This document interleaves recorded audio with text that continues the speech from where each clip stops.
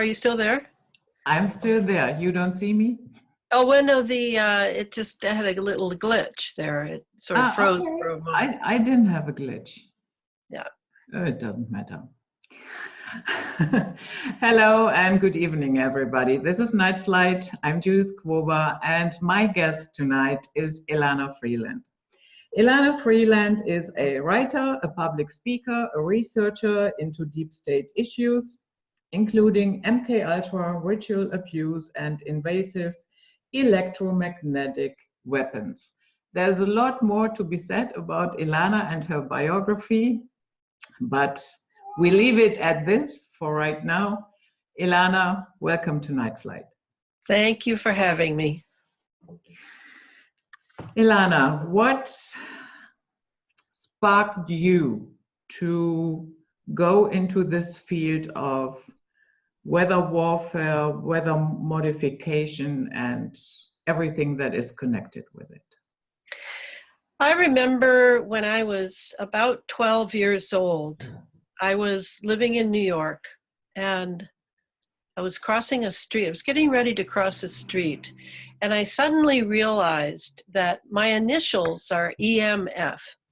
And at that point, I said to myself, oh, electromagnetic frequency, electromagnetic force. Well, that's funny that my initials are the same as that. And now here I am. I'm deep in electromagnetics, which is really what geoengineering is about. It's electrochemistry and bioengineering and electromagnetics. When I was writing some other books of my own, Sub Rosa America, I had files on just about everything you can think of, because I was I was studying the American government, and because years ago I had tea with President Kennedy in the Rose Garden, and his death had a huge impact on me, as it did my entire generation. We were coming of age, which is a very sensitive, vulnerable time.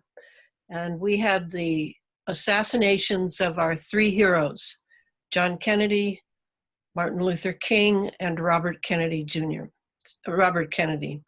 So for me, everything in life has been political. We all knew that the CIA had been involved in the assassinations, but we were young, and we had to make our mark in the world the same as everyone else. We're the largest generation in history. And so by the time I came back from England, where I lived for a few years, and moved back to Santa Fe, New Mexico, where I had gone to graduate school and gotten a degree in historiography,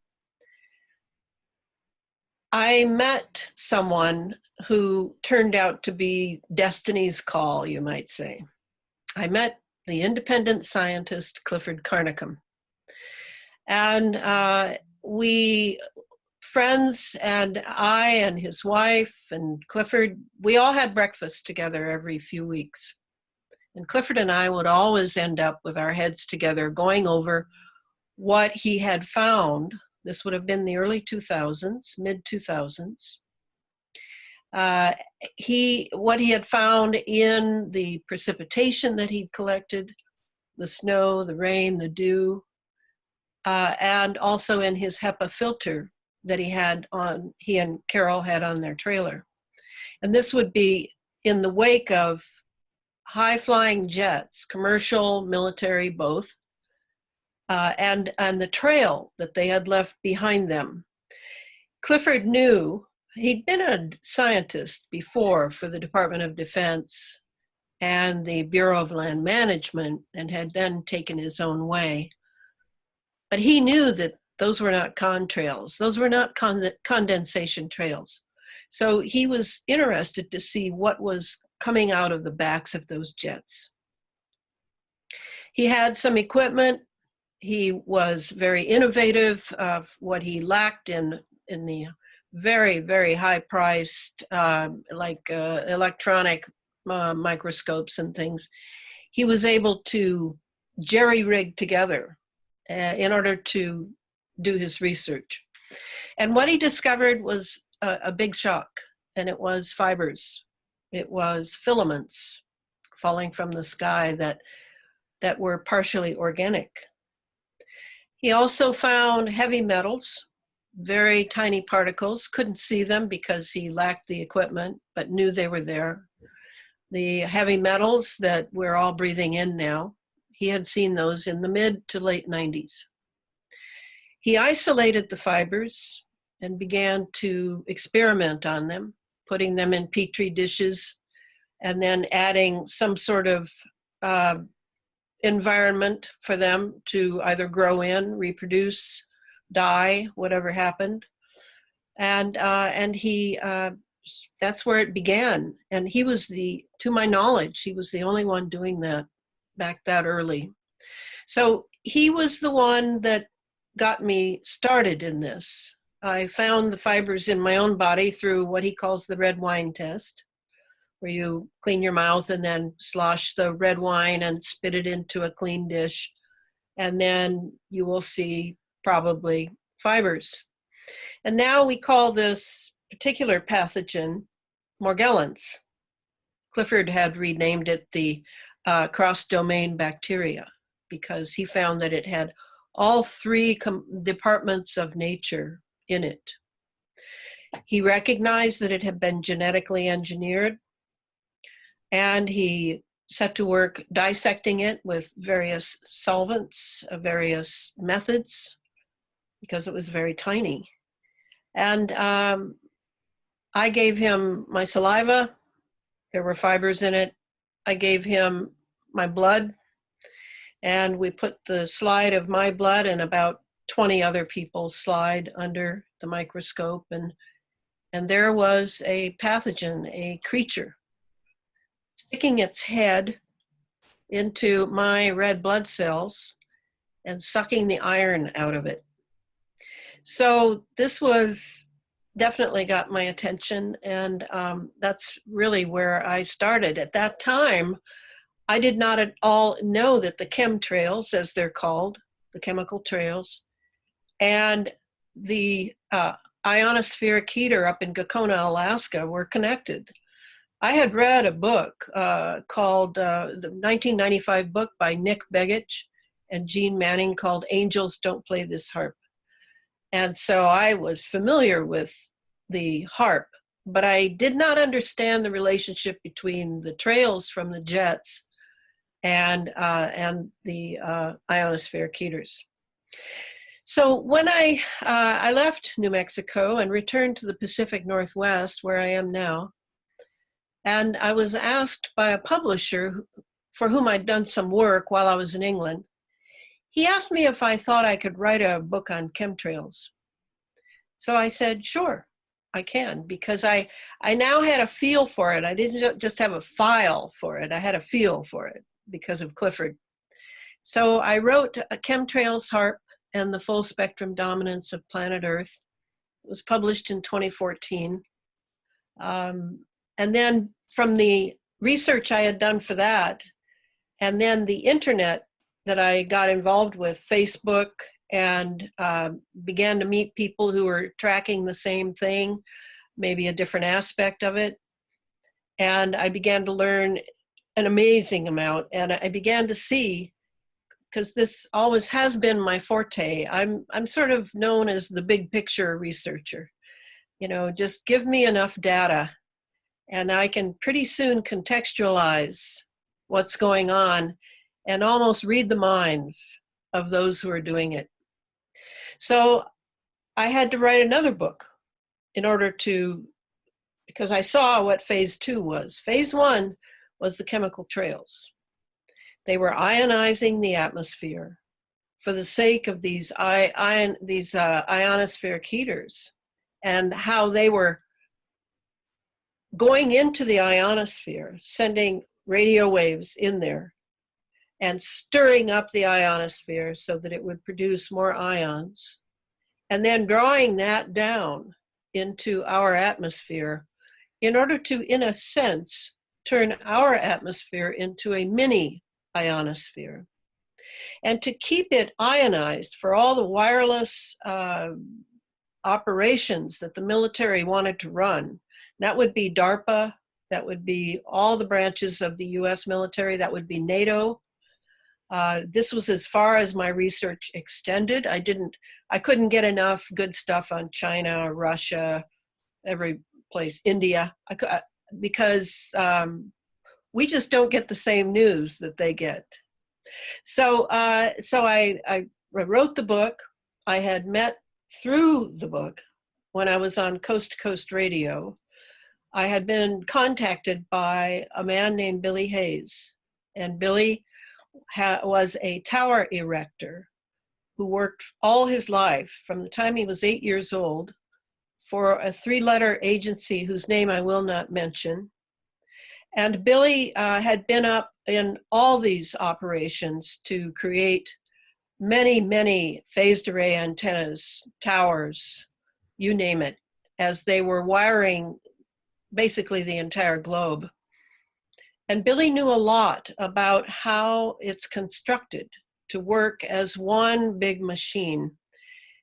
And so through many conversations with Billy, and we went on radio shows together, I, of course, listened very carefully to what he said. Sometimes I took my own way because it was not something that Billy was skilled in. And eventually got the second book done. In 2016, I finished the book, but it was delayed by my publisher for 2 years. And I still don't know why. But it's called Under an Ionized Sky, From Chemtrails to Space Fence Lockdown. And it came out in 2018, spring. So that book lays out how this whole planet has been weaponized. And many people think of the geoengineering as something that's just coming out now, and gee whiz, too bad we have to do it, because it's kind of risky, folks. No, we've had geoengineering, this brand of geoengineering, for 2 decades. And we've had cloud seeding and many manipulations of the ionosphere, the magnetosphere, the lower atmosphere, and many tests on human beings on the planet without their consent or knowledge.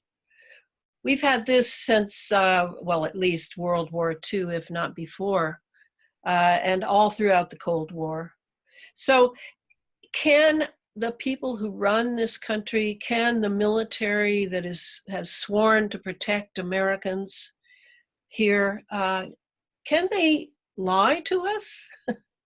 Can they deceive us in order to do what they feel is more important than we are?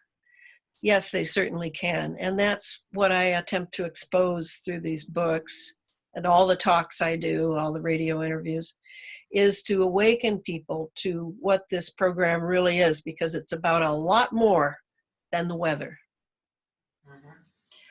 Elana, are there, or is there any data why they are doing this, or speculations that have some evidence, something like that? Oh, yes, there's plenty. But that you've hit upon the problem of the knowledge of this. First of all, I really couldn't go to a library and research the last 10 best books on this topic.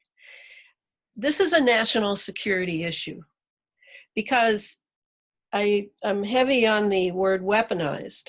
You know, it's a brilliant idea that they've had for a long time to use the environment, to weaponize the environment for full spectrum dominance. And that's a military term. The doctrine of full spectrum dominance means absolute control over the environment and all who live within it. This is like the greatest military objective. And from whence does that come? it comes from the dreams of the space age. Recently, in the last several years, 5, 6, maybe more years, investment analyst Catherine Austin Fitts, who's quite well known here in the States, has many, many times been interviewed about her ideas on the secret space program. And she was the deputy secretary of Housing and Urban Development back when President George H.W. Bush was in office.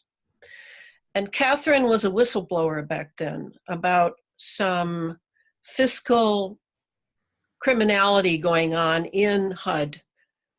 And from that time, not only was she virtually ruined back then, and she has rebuilt her life, but she's so good at following the money. And so I've become good friends with her. She's a very big fan of the second book and has given it to many people.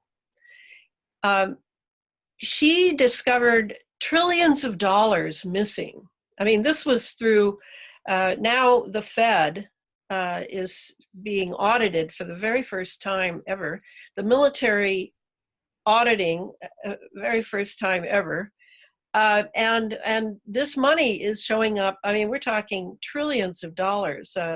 The lowest amount I've heard is 21 trillion. So where did this money go? And Catherine posits that it went into the secret space program. She came at that from a fiscal angle. I came at it, at that time I didn't really know her or wasn't paying very close attention to what she was saying and doing. I came at it from another angle.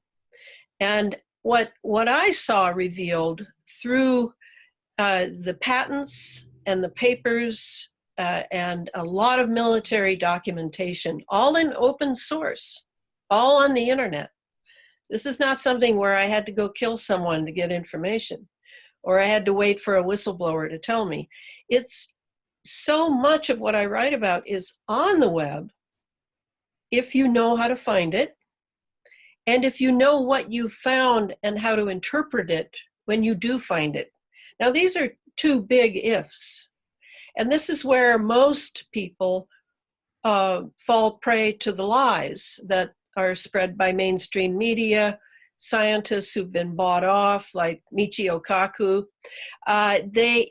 You take the expertise because they have the magic letters by their name, or they're a whistleblower, or whatever.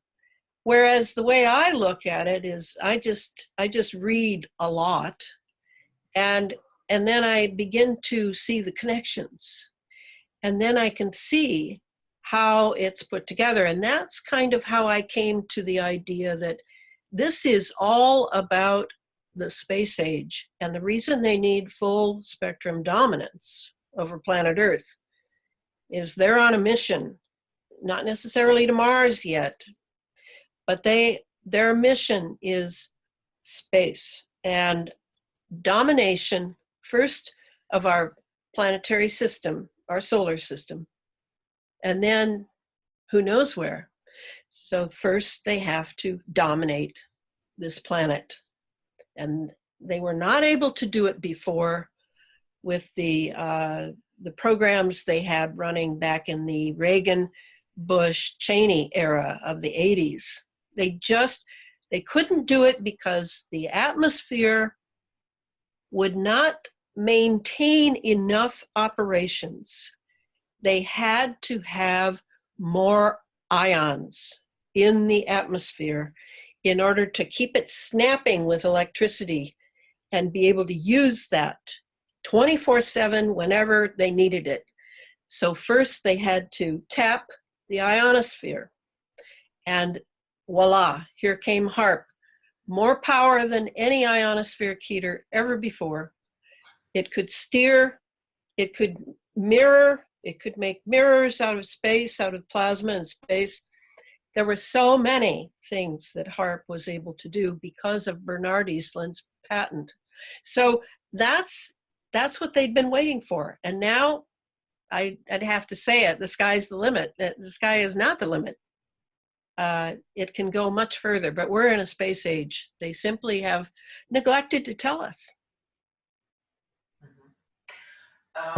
Those Morgellons that you described that are genetically engineered, would you say that they are also, let's say, half machine, half bioorganic? Yes, I would say exactly that.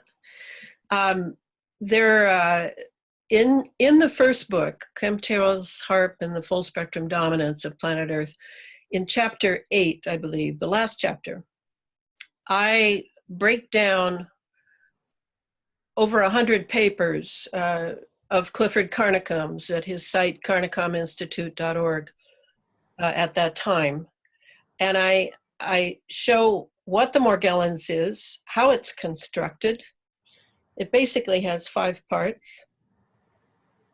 And since then, Clifford has been able to isolate the DNA and of the Morgellons.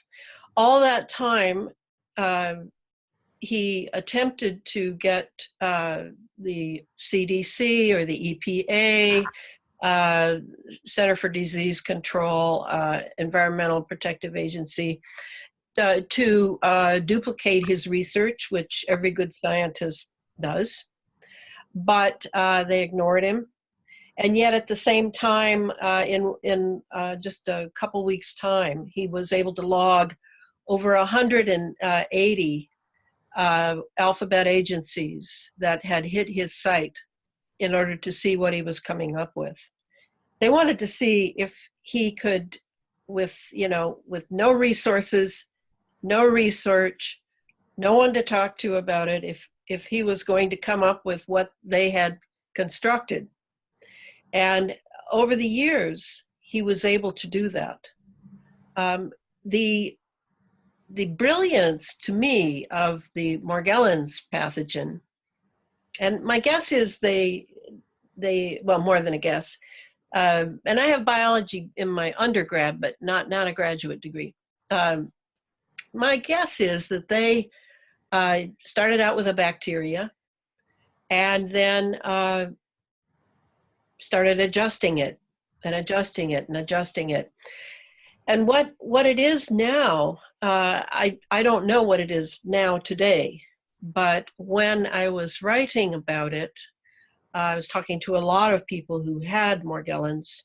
And when I say had Morgellons, you've got to understand that if the Morgellons pathogen is or was being dumped from jet fuel or from jets, or perhaps a supplementary system, then we all have it.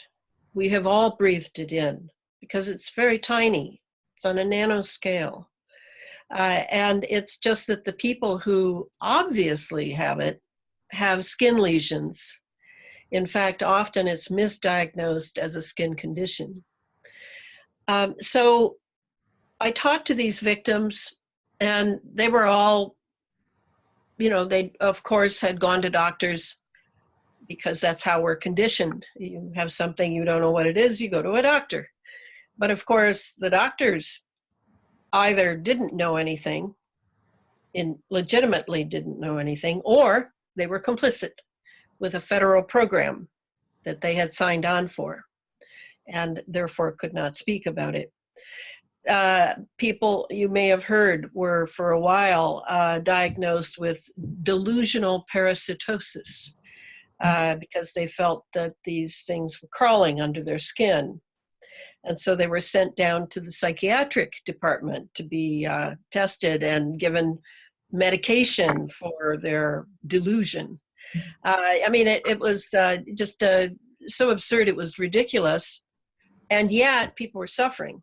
So now people have sort of reconnoitered, and they're sharing information on the internet, on Facebook, about what they're doing, what's working, what isn't working. And it's very obvious that in many of the cases where the Morgellons has erupted from the skin or is under the skin in a sense that you can feel it moving around, all of this is really quickening a fantastic movement of people taking responsibility for their health. And I think that's where we all need to go. We need to take responsibility for our health from here on out. Regarding the heavy metals, that's another important part of this, because this pathogen, Morgellons, was so created and programmed. This is where the inorganic comes in. They're programmed, and they can be remotely reprogrammed also, because now we have the heavy metals in us which act as conductors, and they're conducting communications from remote sources. Maybe in America we call them fusion centers. Maybe it's something else. But the people who are experiencing the Morgellons inside their bodies are aware that they can move, they cover different areas, they move as a swarm. It's even possible that they do not erupt unless they are remotely triggered. And this is something I'm really very interested in, that we're all carriers. Why do some people have eruptions, some people don't? Well, it could be that they are remotely triggering various populations and individuals according to their genetics, according to their blood type, according to their bloodline, according to their geographic magnetic area. There are many, many possibilities, but it appears that the fact that it is programmed gives them the license to control it remotely. That would be my guess. And it's important to understand that they're very, very electromagnetically sensitive. If you have a lesion and it has fibers sticking out of it with, by the way, different color codes for their heads according to their function. And sometimes you can even get one of the fibers and look at it under a microscope, and you will see NASA's imprint on there, or you will see the imprint of a Lockheed Martin or whoever made that particular strain signs their name. That's how incredibly egotistical these people are. But if you put that, say you go to a toaster oven to pull a piece of toast out of the toaster, and it gets near that electromagnetic field, they go nuts. They love it. They love it. So this is why I'm telling people, turn your routers off at night, shut everything down, sleep with your head to the north, magnetic north, and and so you can get some good sleep and not have everything all jittery, because they're in there. Whether you feel them or not, they're in there. And they may be a small swarm, they may be individual, they may be, I don't know what, but if they're being triggered, they will be triggered through the heavy metals in our system that are acting as conductors. And you would be wise to become very sensitive to your lifestyle use of wireless technology. You can't see the waves. Like, I'm looking at a wall now. You have 50 hertz. In Europe, we have 60 hertz. But I know this field now is here. You do not need eyes. If you have a mind and you can study this technology to even a small degree so that you know the difference between megahertz and kilohertz and tetrahertz, you start to develop a sensory feel for where these fields are. And that way you can retain safety until the 5G gets here. Elana, these people who are working for this operation, let's call it operation, do they not understand that they are breathing it in as well? Yes, I'm sure they do. Or no, I'm not sure all of them do. I think it's a need to know basis and a compartmentalization.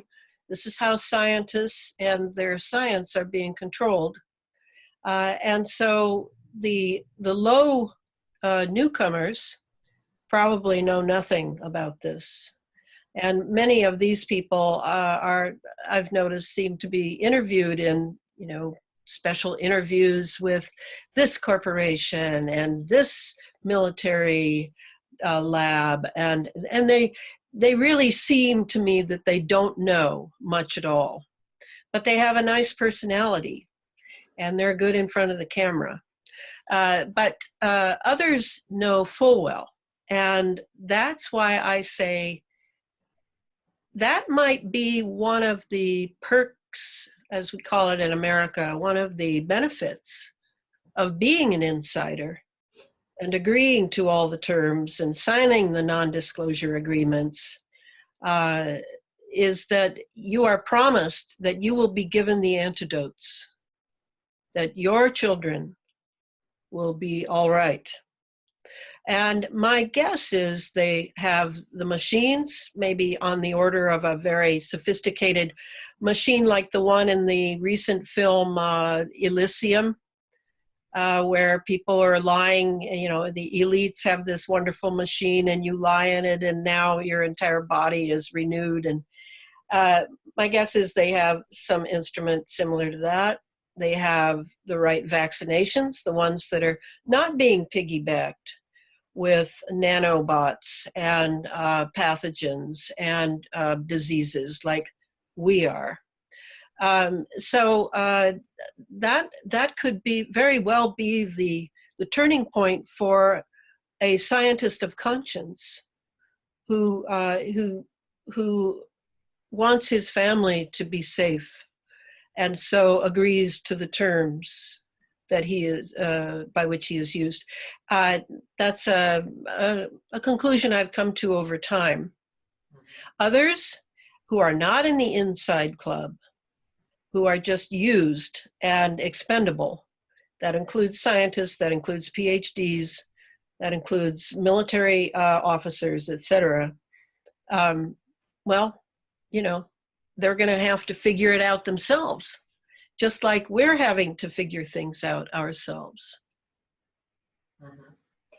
You already touched a little bit on 5G. I know that you don't have a cell phone. I don't have one either. And you don't have a TV. I don't have a TV. That's right. So, but I guess with 5G that accelerates everything once more. And the 5G is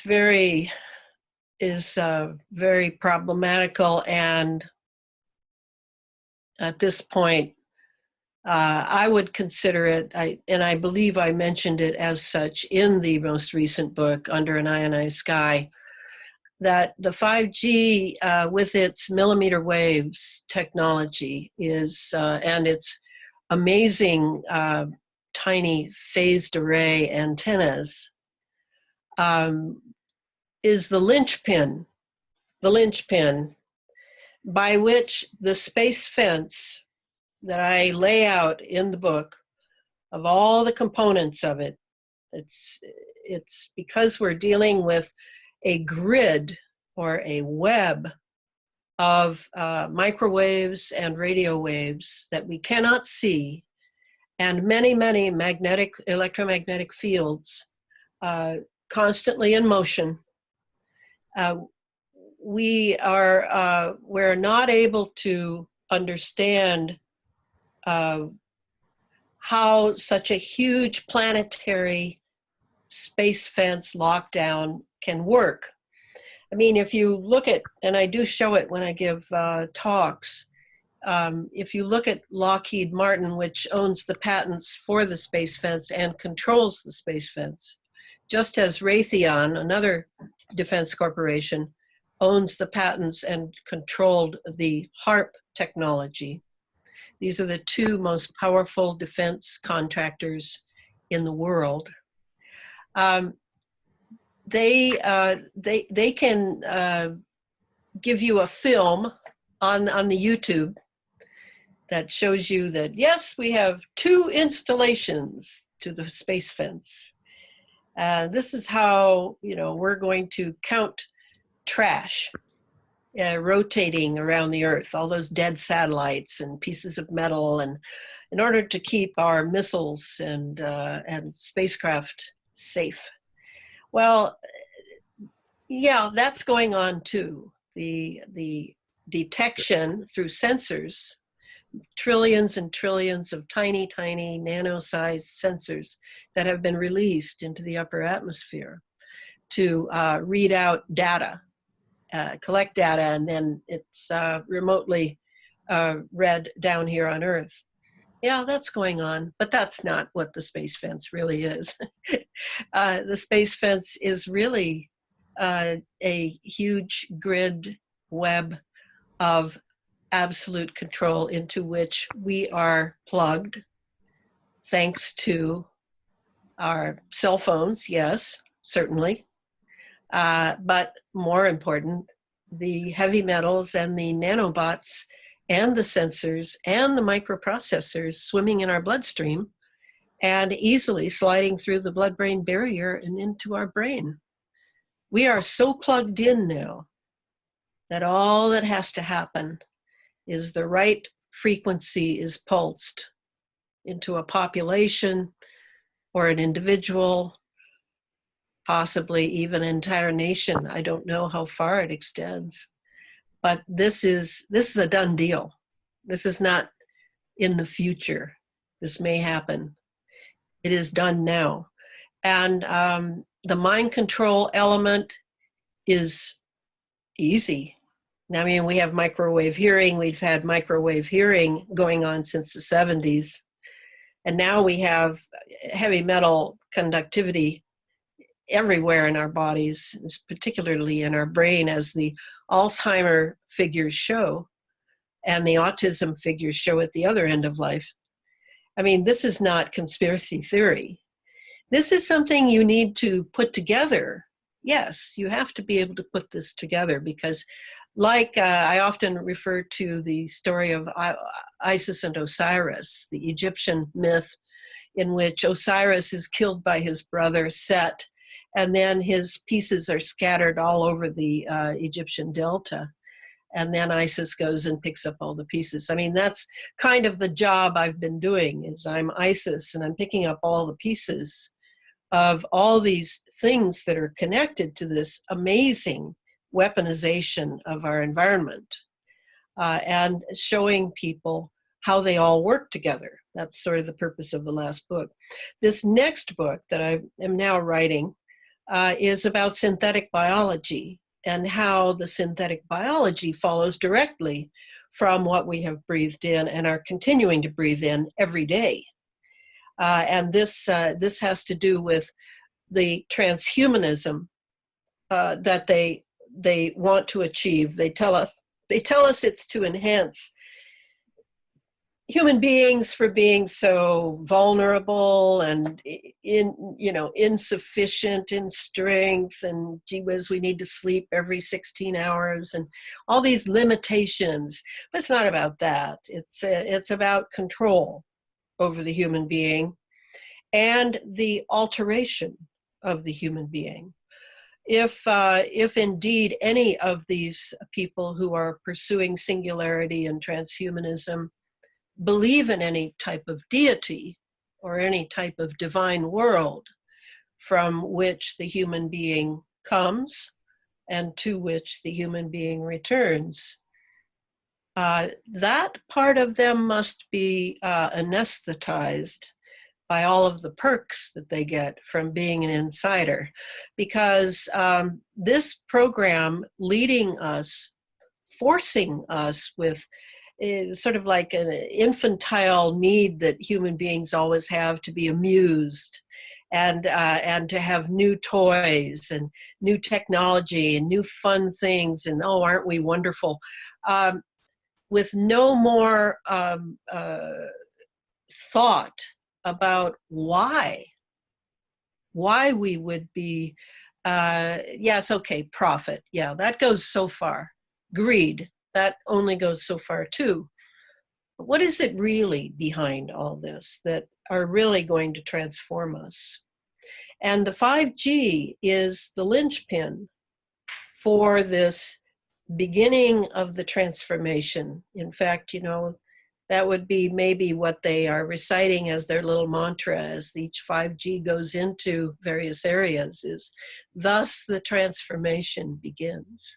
Because it's with the millimeter wave, and then you have all these 20,000 satellites that Elon Musk is taking up. That's not counting others. I mean, what, does everybody think that his X-rockets are the only private rockets going spaceward? No, not at all. Hundreds and hundreds, thousands. This is a big money maker, if nothing else. But as they go up there, and then down here on the Earth, we have the space fence, terrestrial space fence. We're sort of sandwiched between the two. And this is where we will be absolutely ensnared. And me, no cell phone, right? You, no cell phone.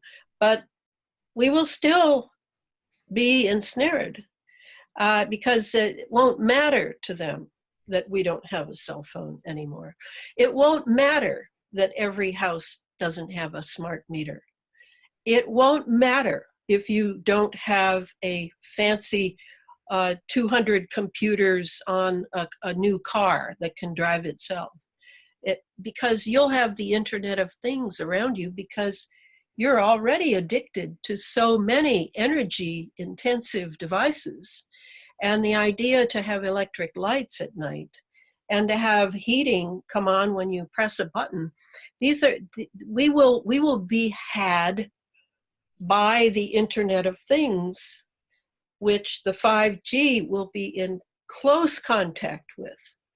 That's kind of how this is going to work.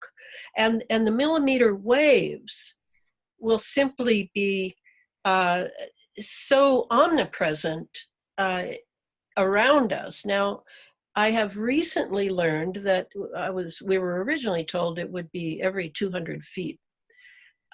Which would, I don't know how many meters that would be, but every 200 feet. Now I'm learning, no, they don't need to be that close.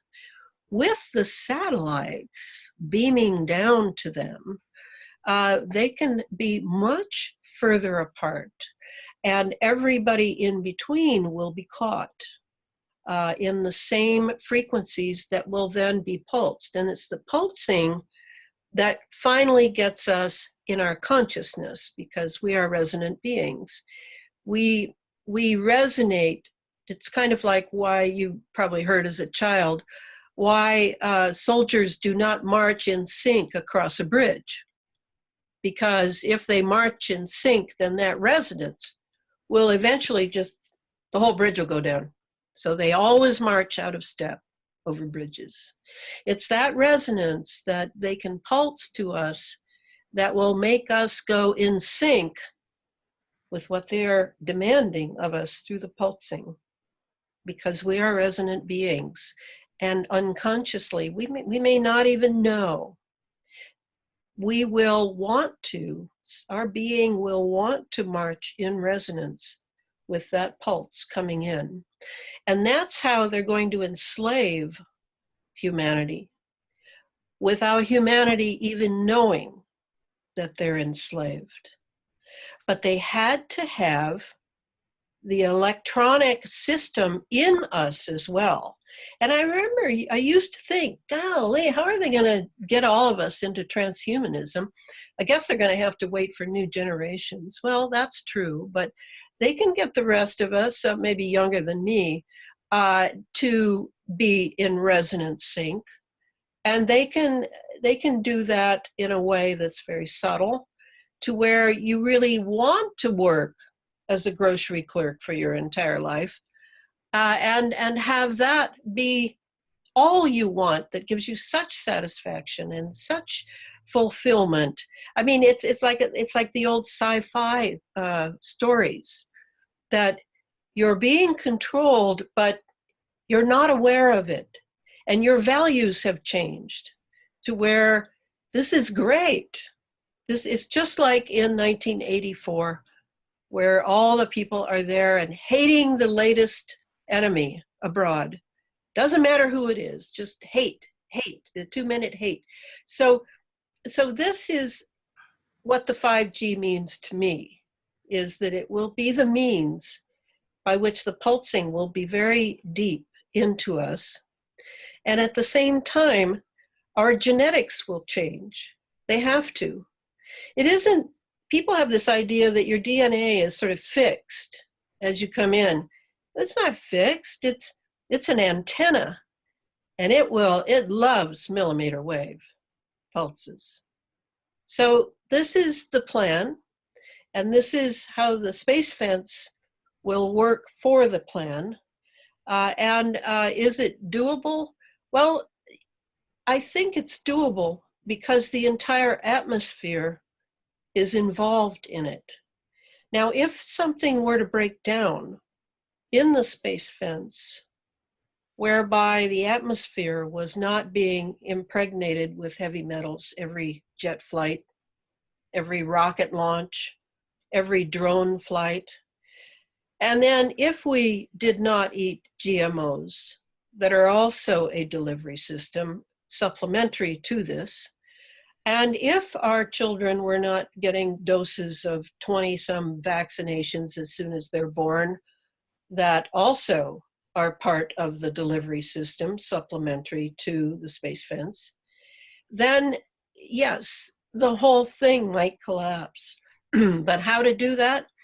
I have not really found that yet. I'm still working on public education. So in other words, what we are marching towards is a robotization of humanity. I think so. I think that's really what transhumanism ultimately means. Now, some of these elites and those in the in crowd who have sacrificed their souls for all of these perks, they will probably be able to be enhanced in extraordinary ways. And they will be an elite class over the rest of us. They will run the machinery by which we are kept in our resonance with the entire Earth's atmosphere now a resonant chamber. And it will be, that will certainly be what nations will fight over, or if they are nations. I would think there'll be corporations by then, big, giant corporations, and they will fight over who gets to control which resonant chambers of humanity. I think this is one of the ugly dystopic visions for the future. But like I always say, this is my watch. I'm thrilled to be here. I have no fear. I work for the divine world, and I will carry on here with public knowledge, because we still don't know if we are conscious of our chains. Is it like Spartacus? Is that when the chains shatter? Even if the chains are inside us and being remotely programmed from various places, what about my consciousness?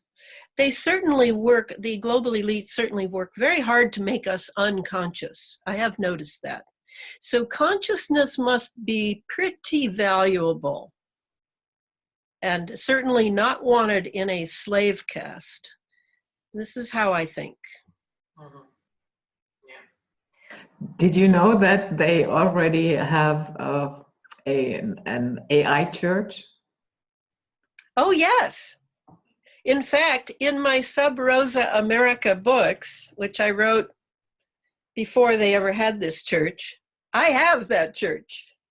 because it was inevitable that you have that. And that is a wonderful chapter, by the way, of just absolute adoration and ecstasy over the most ridiculous things I could possibly imagine.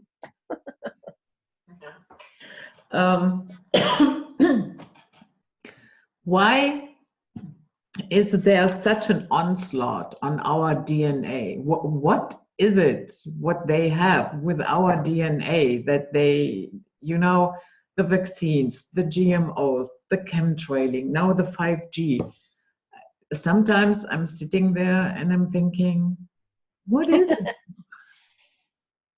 Well, if I wanted to be a god on planet Earth that could actually create beings, there are two things I would study now that everything has been electrified.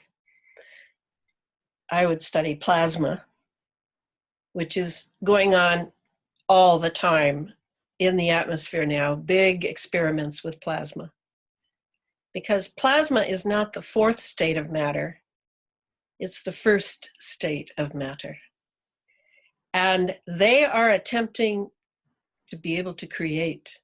Now, they've been cloning human beings for a few decades now. And then the Human Genome Project, and all of that, they are making creatures, cross-genetic creatures, like the cross-domain bacteria, like Morgellons, but you know, like a pig and a human and things like that. They are doing these things, but to create a human being, oh well, now there is the holy grail of the evil brothers who seek to control everything and oust God or the divine, including the divine's nature. I mean, nature is under assault too, of course. They want to be able to create everything from the bottom up here. And of course, DNA must be acquired, the secrets of DNA. I mean, it's hard for you and me to believe that there are whole swaths of powerful human beings for whom their wealth is simply a tool. It's not an end. It's a tool. And who very much want to do things that no one has done before. This is, to those who don't believe that you don't answer for anything when you leave this planet, that would be very, very attractive, to leave a legacy in which your name is never forgotten. I mean, that's how, you know, I've studied these global elites for, a few decades in order to see how they think and what makes them tick. And I'm pretty sure that I'm very close to that. For them, death is not the same for them as it is for you and me. It's not so much that they think death is evil and that they want to live forever, as that they want to be the ones who decide when they die and if they die. And that's because they know that on the other side of death is a great deal that one must be responsible to while here on the earth. They know that. At least the esoteric brand of elites that I track. And you know, I was a student and have been a student of Rudolf Steiner for many years, 45 years to be exact. So yeah, in a way, when you're doing this kind of work I'm doing, I think you can't just be bound by the facts and even the contextualizing of the material reality that comes from this kind of thinking, this kind of spiritual activity on the part of global elites. You really have to have insight, great word, insight into principles that have to do with spiritual realities. And I do think that one of the blessings coming now with the science, quantum physics for sure, and what CERN is doing, and all sorts of things that I discuss in the book, you begin to see that what it has been known for many, many centuries in religious traditions as the threshold, this sort of noli me tangere, for Caesar's I am. Caesar on one side, spirit on the other, never the twain shall meet, we don't know what goes on, la, la, la. There's sort of a wall between us and that, so that we concentrate very hard on being here. But now quantum physics and all that's going on with even the plasma experiments and time experiments at CERN and things like that, that veil or threshold is thinning. And soon we're all going to have to learn about all the laws that our masters that we've had for millennia have not wanted us to know. We're going to have to know those laws because they use them all the time, and they use them against us.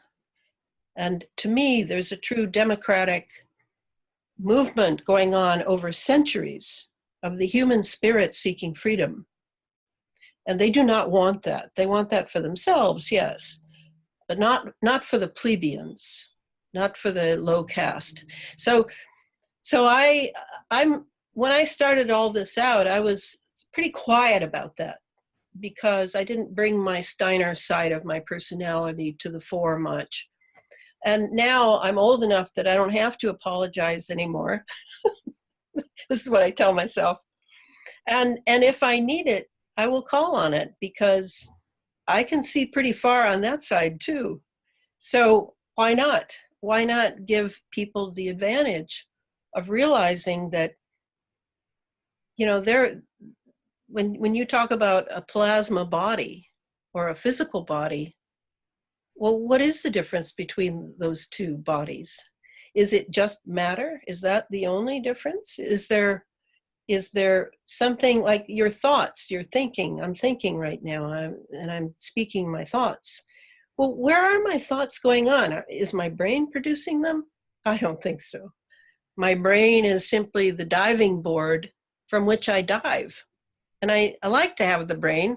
It's a helpful diving board, but it is not the dive, nor is it the diver. So this is what's going on now with quantum physics and with what is being done in our atmosphere even, and through the mind control that they are using against hundreds of thousands, if not millions of human beings now. This other side of existence that has been forbidden us is now getting closer and closer and closer. And pretty soon we're going to have to somehow figure out how the two interlock, just as our masters have known for many, many generations. Thank you for pointing that out, this occult side to the entire subject, because I think that is very important to understand the entire picture. And it sounds a little bit to me as if we are dealing with psychopaths having cosmic abandonment issues. That's good. Cosmic abandonment. Oh, that's really good. Yeah, I'd agree with that. Yeah, and because they can't get over it, the rest of us have to suffer. Always.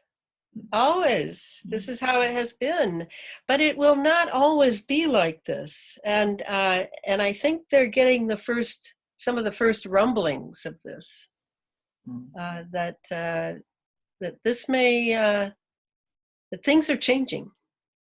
Consciousness is definitely on the move. The people, all the New Agers and everybody else who talks about that, they are right. They are right. But I'm very cautious of getting too far off the field here. off the trail I'm on. And I stick pretty close to the science because I know that if I can understand the science, I can see what it has to do with that other side. And that's what this next book is going to do. It's going to be a bit of a departure from the previous two books. In the previous two books, I literally had to prove that this machinery was here, and this is how it works. And now with the synthetic biology, we enter a whole other dimension. It may sound physical, but you're talking about living beings. You're talking about changing their genetics and changing what they have been for millennia, changing their freedom to be who they are, changing the greatness of human vulnerability. That is not a deficit. That is a greatness. And they want to just eradicate all of these in the name of a sort of Hitlerian weakness. And we have got to prevent that redefining of some of the greatest qualities of humanity. And it's definitely why I work so hard. Yes, you do. When we look at so-called ancient cultures like Sumeria, Egypt, we see all these chimeras. And I, for one, I think that some of these beings were actually walking around here, half human, half animal, whatever. Do you think in general that we have been here before at this juncture? At this level, at this technological brinkmanship? Oh, yes. Yeah, I'm definitely a cataclysmist, I suppose you call them. I believe we've had the rise and fall many times. And this technology certainly was spoken of in the Vedas. They spoke of the Vimana, of the flying saucers that we call them, the UFOs. They spoke of atomic fallout, nuclear fallout. No, we have been at a very similar juncture. And what happens is brotherhoods appointed by inner priesthoods, I assume, would be made into the keepers of certain knowledge and not allow human beings to access that knowledge because it is dangerous.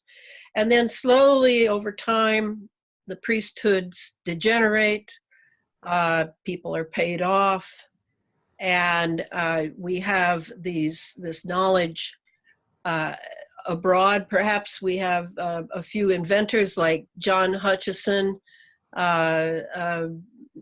James Clerk Maxwell, some really extraordinarily brilliant scientists who just on their own mentation stumble into this treasure chest of ideas. And in their innocence, in their naivete, they begin to talk about it, they begin to share it.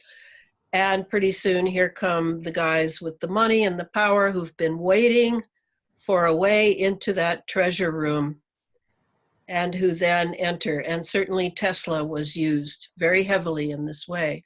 So it's inevitable.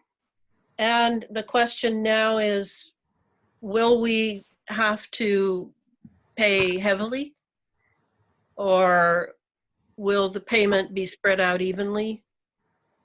What will happen? I don't know that. I'm not a prophet, but I do know that that is exactly how it has worked.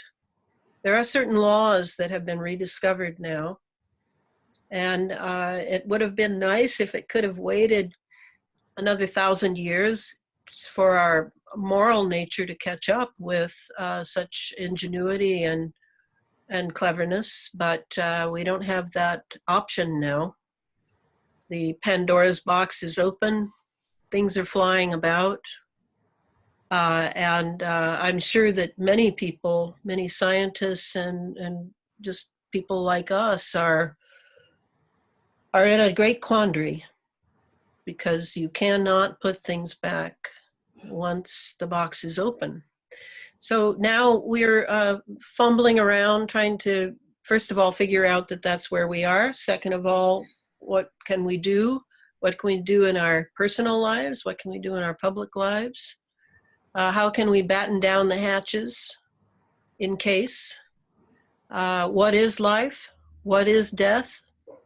What am I doing here? Why have I come here? How am I doing on why I came here? I mean, you know, this is a very, very existential moment.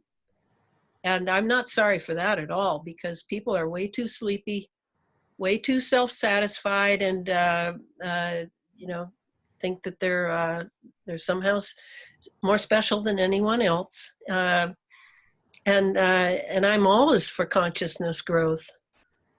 And this, to me, this is a long war, and there are many battles, and that may mean over time as well. After I'm gone from here, this may still be on the front burner for effort by those who incarnate with great resolve. Yes, it might be. So that's how it is. That's all right. Mm-hmm. What would you suggest to do on the spiritual level? Is a whole different story. That could be a show all by itself. But to prepare physically, getting rid of our heavy metals in the body. What else? What else can we do? Well, for that itself, there are many ways to do that. And certainly along with those heavy metals are the nanobots. And the nanobots are simply nano-sized robots, right? They're little computers in a way, but in another way, they have a certain swarm consciousness, I would call it. So these are a little different than the heavy metal detox from a naturopath, or hooking up to a real Rife machine. I really don't recommend Rife machines because I don't know which ones are real and which ones aren't.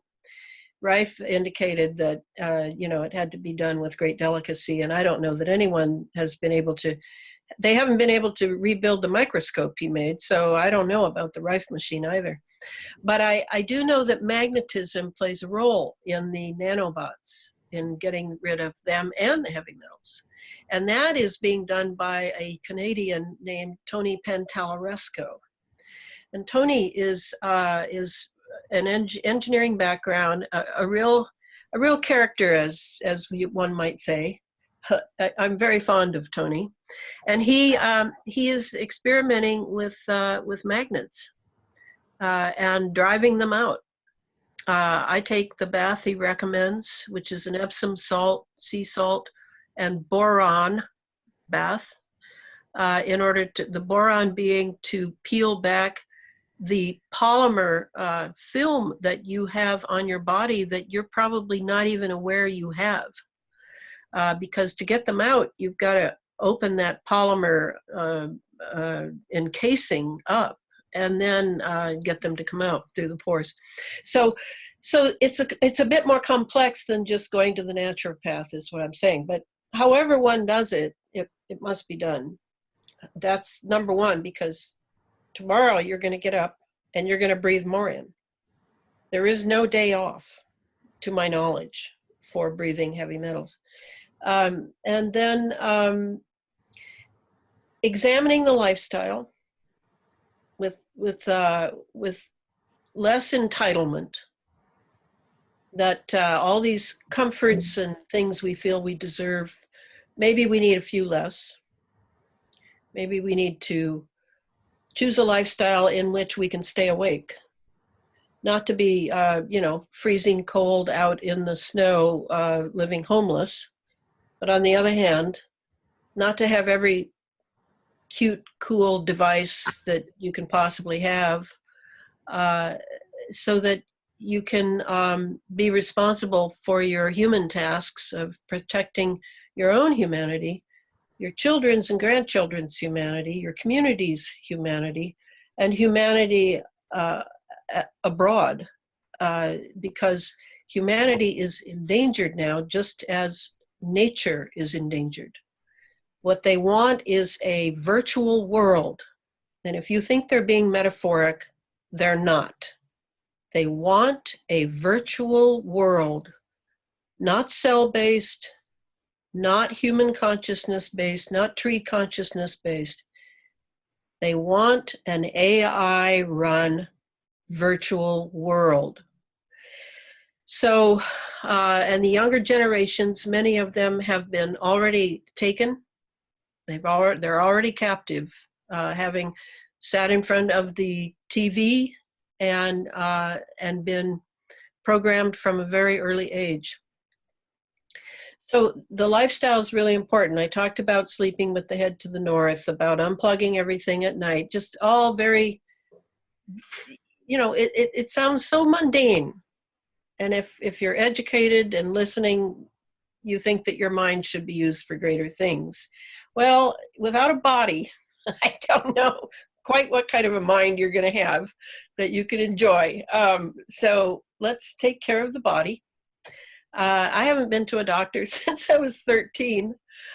I don't really trust doctors, but I discovered Chinese medicine when I was 19, and I studied it for 6 years, and I use Chinese medicine. So it really works, and I just have one bad habit, which is a wonderful deep cup of coffee in the morning. So, you know, that's the kind of thing. Have fun with choosing to limit yourself so that you can become strong and like a sword inside, like a, you know, in case you're ever needed for something quick and deep and dirty. That's kind of how I look at it. I'm a warrior myself. Yes, I do actually believe I'm a warrior. And I live like one. I don't live exactly like a Spartan, but I do live Spartan so that I can stay awake.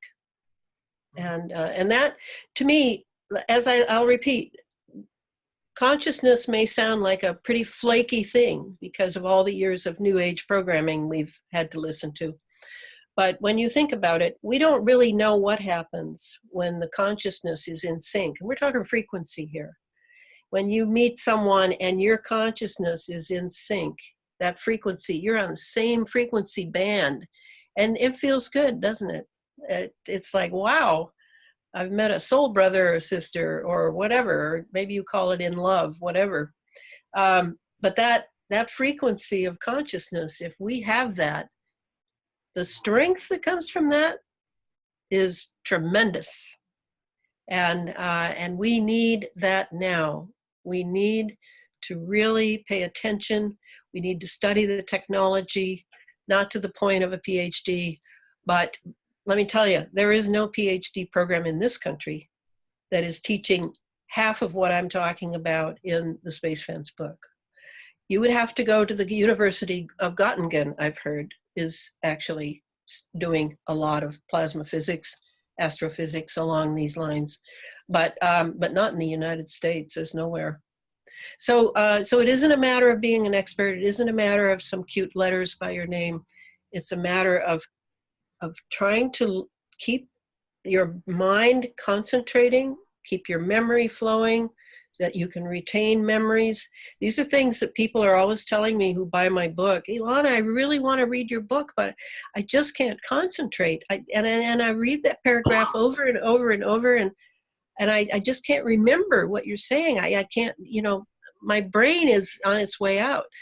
Yes, that is true. Heavy metals, surrounded by wireless, these are the things you need to look at and make decisions about so that you can keep your intelligence because you're going to need it. Yeah. Well said. I said for years and years and years, at the end of the day, the real game changer is consciousness. Yes, it is. Yeah. And with that said, Elana, I thank you very much for coming on tonight. I know it's not night for you. And I hope you come back. Yes, well, thank you. This has been wonderful. And so we hope you enjoyed this conversation and Elana's insights. This was Night Flight for today. And we say goodbye until next time. Bye-bye.